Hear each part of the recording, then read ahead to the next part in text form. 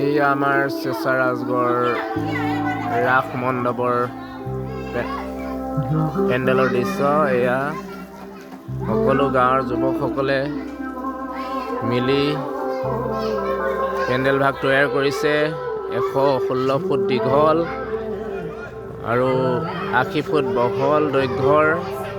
এয়া চাওক, নিজেই যুৱকসকলে, কোনো টেণ্টক দিয়া নাই, যুৱকসকলে নিজেই লাগি ভাগি বনাইছে। সকলো আহিব। আজি আছে প্ৰথম দিনা ভাওনা কণ কণ মইনা মইনীহঁতৰ দ্বাৰা অনুষ্ঠিত কৰা হ'ব। নৃসিংহ মুৰাৰী যাত্ৰা।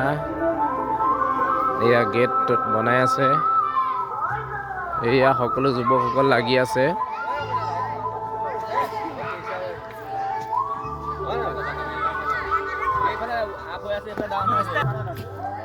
এয়া গেট। এয়া আমাৰ কাকতি লাগি আছে ৰাতিপুৱাৰ পৰা আহি। গোটেইকেইদিন বহুত কষ্ট কৰিছে গগৈ। সকলো আহিব।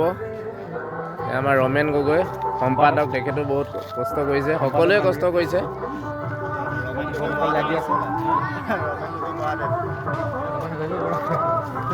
সকলো যাতে আহে। আজি অহা কাইলৈ ৰাস, আজি ভাওনা।